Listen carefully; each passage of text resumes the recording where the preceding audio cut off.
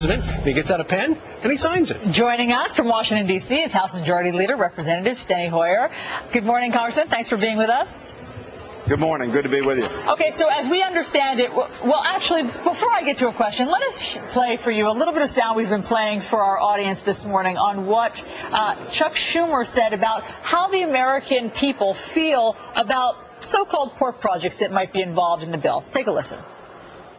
And let me say this to all of the chattering class that so much focuses on those little tiny, yes, porky amendments. The American people really don't care.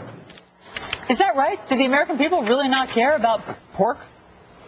No, I think American people do care, but I think Chuck's point was, Senator Schumer's point was that too often we focus on the minutia as opposed to the big picture and the impact that we're trying to have on the economy in this particular instance, or the impact of other bills that are very substantial, but unfortunately too often tiny little elements of them are the focus of the press and the public. I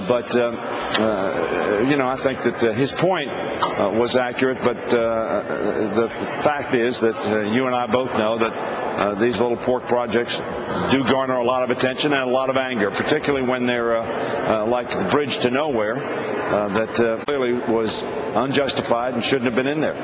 Right, from way back then, now made famous.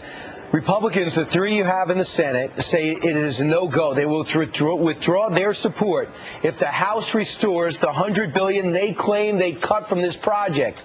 If they have that, if they are hard and fast on that decision, is the House going to back off? Well, you know, it's interesting. The Senate bill was $20 billion more than the House bill, about $840 to about $820. In fact, therefore, the Senate bill spent more money than the House bill.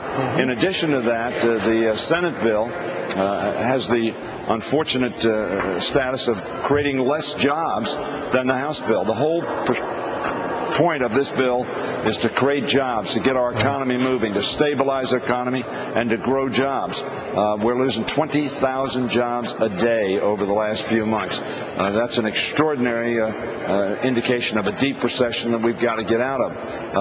The bills are significantly different in some ways, but for the most part the same. Both the Senate and the House have passed major bills, about $800 billion, to try to get this economy moving. I'm hopeful and believe that we'll try to come to agreement on the differences that exist and have a bill by the end of the day that both houses can vote on. Yeah, but Congressman, going to Brian's talking about the fact that there are the three Republicans, also a Democrat from Nebraska, they say that unless the House passes the Senate bill pretty much intact, they're bailing. Well, I hope that's not the case. The way this process works is we have a House of Representatives and the United States Senate. They both are independent members of the legislative body. We pass bills. They pass bills. We try to resolve differences through compromise. That's the democratic process. I'm hopeful that that will happen. My expectation is that it will happen. And yes, I think we'll constrain ourselves within bounds that we can garner the requisite votes in the Senate and the House. But I think basically what we're going to do is pass a bill that will in fact grow jobs, hopefully somewhere in the neighborhood of 3.5 million either saved or created jobs over the next 2 years. Okay, it sounds like the major differences between the Senate bill and the House bill are that the Senate bill included many more tax cuts, $100 billion worth of tax cuts, and less money than the House bill did for the states. How will you ever reconcile those two different philosophies? Well, there are differences, and we're going to have to reconcile them if we're going to pass legislation, and we believe that passing legislation is critical. So when you say how are we going to do it, we're going to compromise. We believe the states need to have additional resources so they don't lay off teachers, lay off firefighters, lay off police, and can stabilize their own governments in an era of very deep fall in their revenues. After all, 49 of our states have to have a balanced budget. But we're going to have to resolve those differences, obviously, if we're going to pass the bill.